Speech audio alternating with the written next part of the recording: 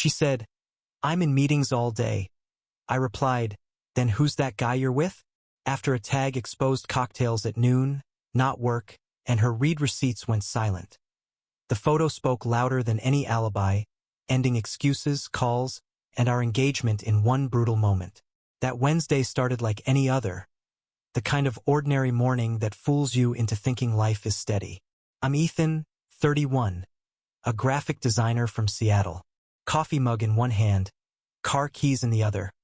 I watched my fiancée, Claire, 28, slip on her blazer and smooth her hair in the hallway mirror. She leaned in, kissed me softly, and said, "Don't text today. Back-to-back meetings till evening." I smiled, half awake. "No problem. Knock 'em dead." She laughed, the same laugh that used to calm me like sunlight after rain. By 10, I was buried in a client rebrand pitch when my phone lit up. "Hey, Ethan," said a familiar voice. It was her boss, Mr. Randall. "Is Claire okay? She called in sick this morning. Said she had food poisoning." I froze mid-click. Sick? After we hung up, unease crawled up my spine. I opened our door camera feed, half expecting to see nothing unusual. At 7:40 a.m., Claire had left like normal: coffee, laptop, crisp white shirt. 10 minutes later, she reappeared, changed into a floral summer dress, grabbed an overnight bag, and walked out with a tall guy in a silver Audi. They kissed, not a friendly one. Full HD betrayal framed by my own front door. I didn't confront her right away. Not out of cowardice, out of calculation. You learn, after enough years of design work, that timing is everything. Too early, and the composition falls flat. Too late, and the image loses its punch. So I did what I always do when something feels off. I observed. At 11:03 a.m., I texted her, casual as ever. Me, "How's your day going?" Claire, "Brutal. CFO's losing it. Talk later. Love you." Love you. The two words that used to make me feel grounded now felt like bad typography. Pretty, but meaningless. I glanced at her shared location, the one she'd insisted we keep active for safety. It pulsed softly on my screen, nowhere near her downtown office. She was at Pier House 14, a sleek bar by the waterfront where she and I had celebrated our second anniversary. The irony was almost poetic. By lunch, I had already started connecting dots. She wasn't sick. She wasn't at work. She wasn't alone. A quiet part of me, the logical, detached part, took notes like I was assembling a case file rather than living it. Then, around 2, social media handed me confirmation. Her friend Tessa posted an Instagram story. Clinking glasses, ocean view, laughter. Caption: "Girls brunch at noon. We deserve it, 2 hearts." I nearly scrolled past, until I saw her. Claire. The same floral sundress from the camera feed, hair loose, golden in the sun. Only it wasn't girls' brunch. Right beside her, leaning close, was the silver Audi guy. His hand rested casually on her thigh. You could see the easy familiarity in his smile. The comfort of someone who'd done that 100 times. I replayed the video 3 times. Paused. Zoomed in. Saved screenshots to a locked folder. Then I set my phone down and just stared out my apartment window. Seattle was gray, as usual, but I felt nothing. No rage. No heartbreak. Just a kind of cold clarity. Claire and I had been engaged for 10 months. Wedding date set for October. Deposits paid. Families intertwined. My mom adored her. Her dad trusted me enough to ask for help with his new business logo. And here she was, throwing all of it away for a man who, from the look of his car and watch, was at least 10 years older and far richer. I spent the rest of the afternoon pretending to work while my mind built quiet, methodical blueprints of revenge. Not the shouting kind. The kind where you let the truth present itself. Simple, undeniable, devastating. That night was supposed to be family dinner at her parents' place. The weekly ritual Claire called our midweek church. Every Wednesday without fail. Her mom's lasagna, her dad's whiskey, her younger brother's bad jokes. It was their holy routine, and I was always the dutiful son-in-law in training. I called her mom around 5. "Hey, Mrs. Parker," I said, steady as glass. Would you mind if I show a short video during dinner? It's for a campaign I'm designing. Need some unbiased feedback. Oh, how fun, she said, delighted. Bring your laptop. Claire will love that. Yeah, I said, smiling into the receiver. She'll love it. By 6, I'd already exported the footage from our door camera, trimmed just enough for clarity. 10 seconds. No edits, no commentary. Just her walking out of the house, changing outfits, kissing the mystery man. The perfect loop. When Claire finally texted at 6:12 p.m., "Sorry, running late from work. Might meet you at dinner," I replied, "No problem. I'll tell your mom to save you a plate." She sent a heart emoji, the same one she'd sent every day for the past year. I watched it appear on my screen, small and red, before archiving the entire chat thread. That evening, as I got dressed, I remember thinking how calm I felt. Too calm. The kind of calm that usually precedes a storm or a masterpiece. The plan wasn't revenge, not exactly. It was revelation. I arrived 10 minutes early. Her mom greeted me with her usual warmth, unaware of the quiet bomb ticking in my briefcase. Her dad poured me a drink, said, "Claire working hard again, huh?" "Yeah," I said, smiling faintly. "You could say that." Dinner was set for 7. I checked my watch, then the clock above the fireplace, both hands creeping toward the moment I'd been waiting for.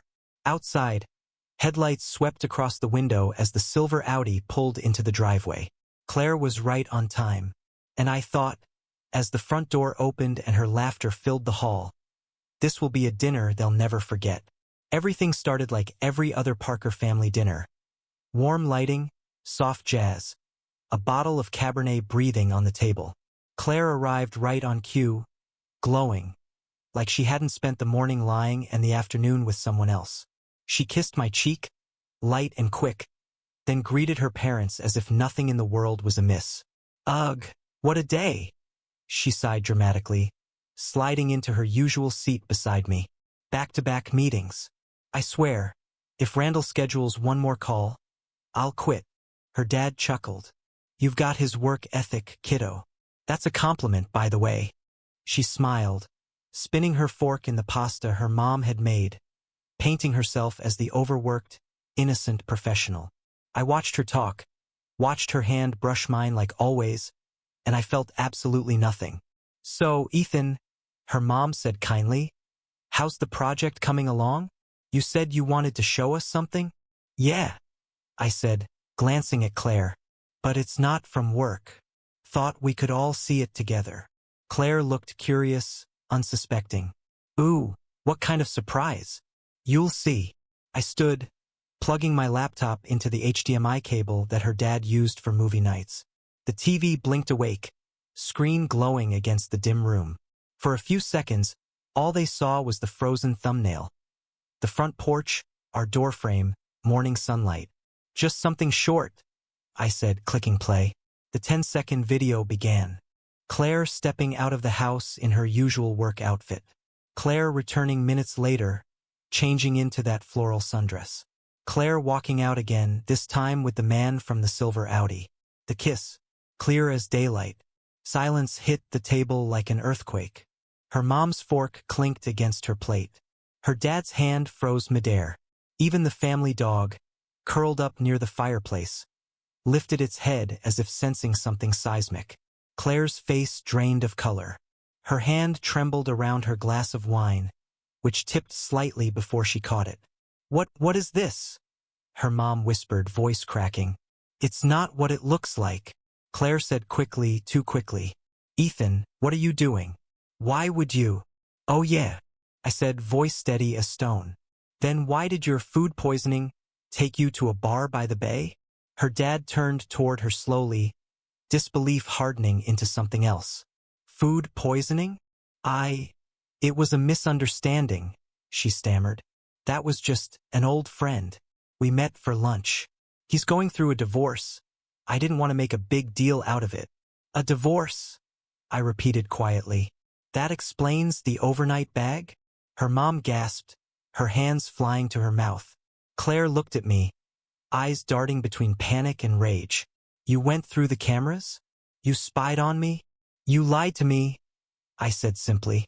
She stood up so fast the chair scraped against the hardwood. You're insane. You planned this, here? In front of my family? Her dad's voice cut through the tension, sharp and low. Sit down, Claire. Dad. Sit. Down. She sank back into her chair, tears pooling but not falling. Her mom turned to her, whispering, Please tell me this isn't true. Claire opened her mouth, closed it again, then looked down at her untouched plate. It's not serious, she murmured. It's complicated. You wouldn't understand. Her father exhaled through his nose, steadying himself. Try us. I let the silence hang there. The TV screen had gone black again, reflecting our distorted faces in the glass. Mine calm, hers crumbling. I didn't want to do this here, I said finally. But after hearing her talk about her terrible day full of meetings, I thought maybe everyone deserved some clarity. Her mom whispered, How long? Claire's lips trembled. A few weeks. Months, I corrected quietly. I checked. That was when her mom broke. Tears spilled over, quiet and stunned. Her dad sat rigid, jaw clenched, every muscle in his face fighting the urge to explode. Claire tried one last gambit. Ethan, please, we can talk about this privately. You don't need to humiliate me. I didn't, I said. You did that yourself. I just pressed play. Nobody moved. Only the faint clinking of silverware still rocking from where her mom had dropped her fork. The smell of lasagna hung thick and wrong in the air.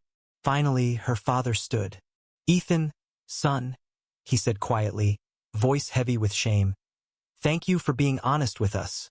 Then, turning to Claire, You will pack your things tonight. You're not staying here. Claire looked between us, her family, the wreckage of her own making, and for the first time she didn't have words. Just a quiet, pitiful whisper. I didn't mean for it to get this far. The image on the screen had faded, but it didn't matter. Everyone had already seen enough. Claire crumpled into her chair, shoulders shaking, mascara streaking down like rivers of regret. Her voice wavered as she threw out excuse after excuse, desperate to stitch the day back together. It was just stress, she said, almost laughing nervously. A stupid mistake. You misunderstood everything. Her mom's voice snapped through the haze of tension, sharp as glass. You lied to us, to everyone. She stood, trembling with anger and disbelief. Her dad, quiet until now, rose slowly. The weight of his presence filled the room. There's no place for this kind of dishonor in my house, he said, each word deliberate, heavy with authority. Claire lunged forward, desperation in every movement. Please, can we talk in private? I can explain. I shook my head, calm, measured. You humiliated me privately for months. This is fair. The room was silent. Even the dog, curled up near the hearth, seemed to sense the gravity of the moment. Then, unexpectedly, her sister, Anna, leaned back in her chair and delivered a slow, deliberate golf clap. One clap, echoing, enough to cut through Claire's frantic energy. I rose from the table, straightening my jacket. I'm done here, I said quietly, not turning back. Behind me, I caught her mother's whisper, low and broken. The wedding's off. The drive home was a blur, rain streaking the windshield, blurring the neon of the city lights. My apartment felt impossibly quiet when I stepped inside, every corner a testament to routine now tainted by revelation. Moments later, a soft knock at the door. I opened it to find Claire, dragging a small suitcase. Her eyes, still glistening, searched for a hint of mercy. I'll stay at my friend's, she said, voice barely above a whisper. I nodded, calm, measured. Leave the ring and the house key, I said. She froze, her hand hovering over the counter. The ring, once a symbol of promise, now a weight of consequence.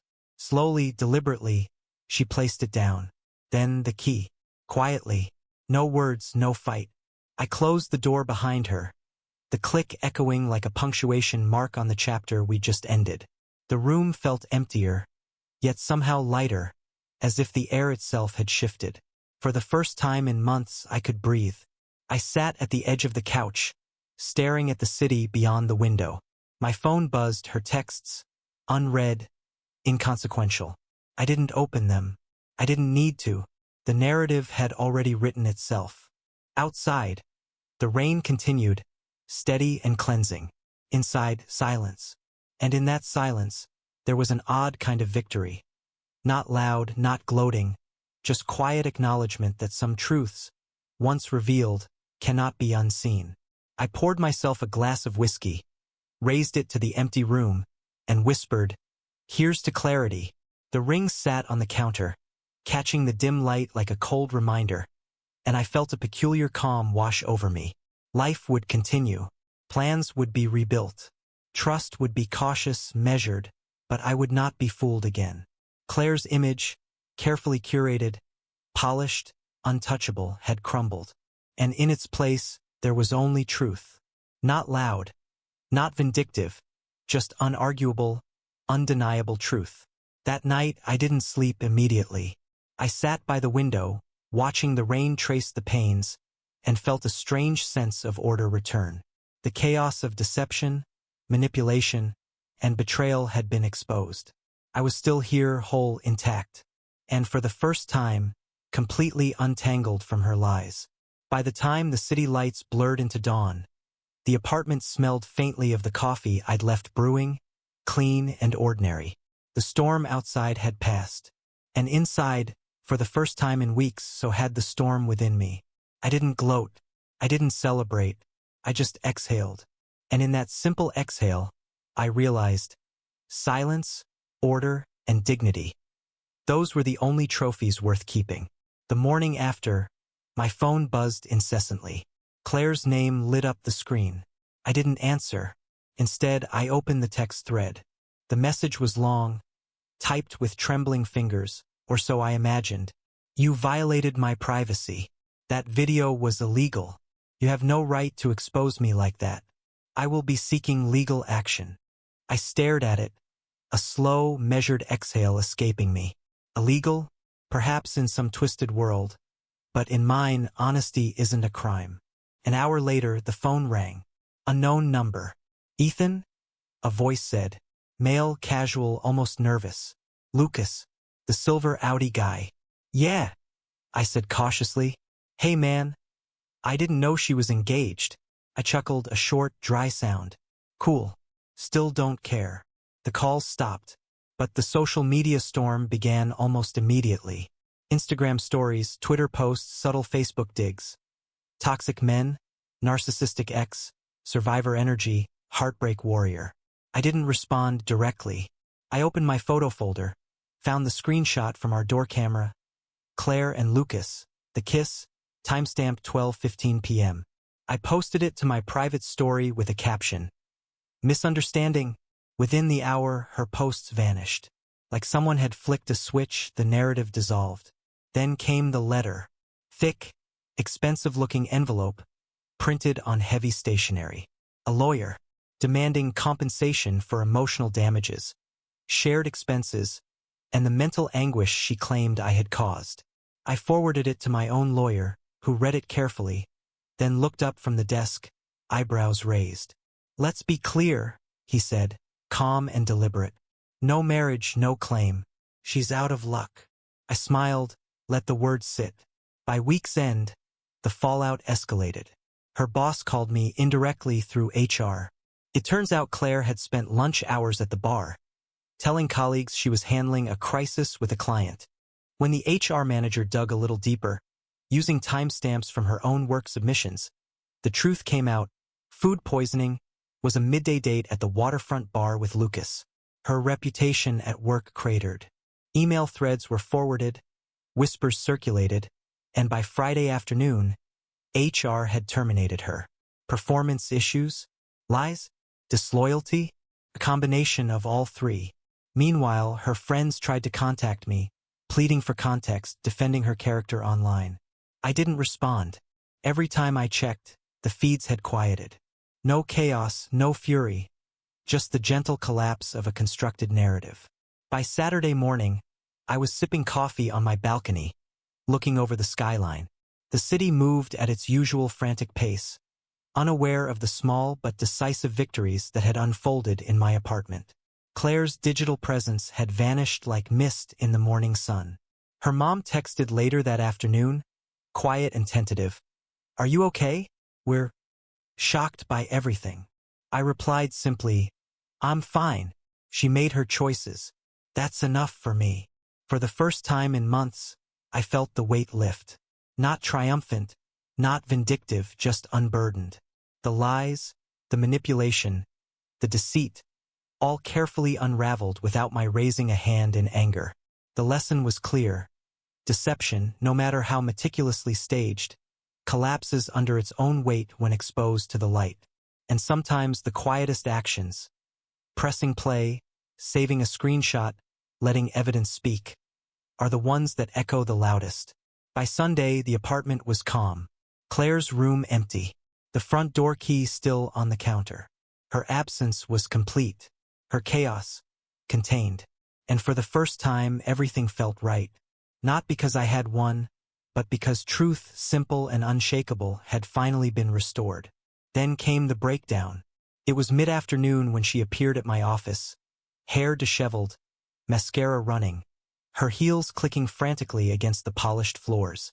She stormed through the lobby, shouting my name, demanding explanations, accusing me of cruelty, deception, and intentional humiliation. Security moved quickly, gently but firmly escorting her out. Her sobs echoed down the hall, mingling with the low hum of printers and murmuring coworkers. Within hours, social media erupted again. Her post read, "5 years wasted because he couldn't forgive one mistake." Comments poured in, friends defending her, strangers offering unsolicited advice. I stayed silent. I didn't need to defend myself. The evidence had spoken already. Weeks passed. I focused on my work, my projects, my own sanity. Then, one afternoon, I spotted her near the cafe down the block, a place I'd frequented for years. She was behind the counter, name tag clipped to her apron. Claire. The sparkle of sophistication gone, replaced by a uniform and routine. She moved efficiently, serving customers, taking orders, offering polite smiles that never reached her eyes. Sometimes I stop by for coffee. She pretends not to see me, avoids my gaze. We exist in the same space yet worlds apart. No words, no explanations, only quiet acknowledgement of what's been lost.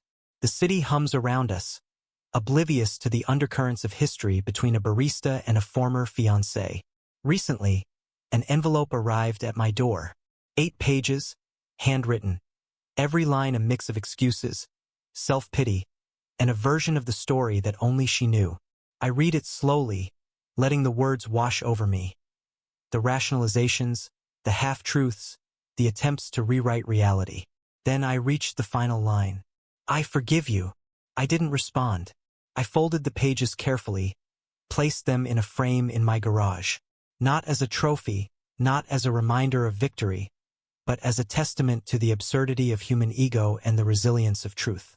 Every time I pass by it, I remember calmness, order, dignity, and the choice to walk away intact. The apartment is peaceful again. The cameras still record, but now they capture sunsets, quiet dinners, the occasional visitor, laughter untainted by betrayal. I've rebuilt the spaces she once manipulated, restored my routines, and even installed new rules, subtle, protective, but freeing. And whenever someone tells me, "I'll be in meetings all day," I smile faintly, pull out my phone, and check. Not because I don't trust, but because experience has taught me that vigilance paired with calm is the greatest safeguard. Life is quiet now. The storm has passed. The chaos settled. And in that calm, I've discovered something more enduring than anger or revenge. Clarity, dignity, and the kind of peace that doesn't need witnesses, only time to prove it.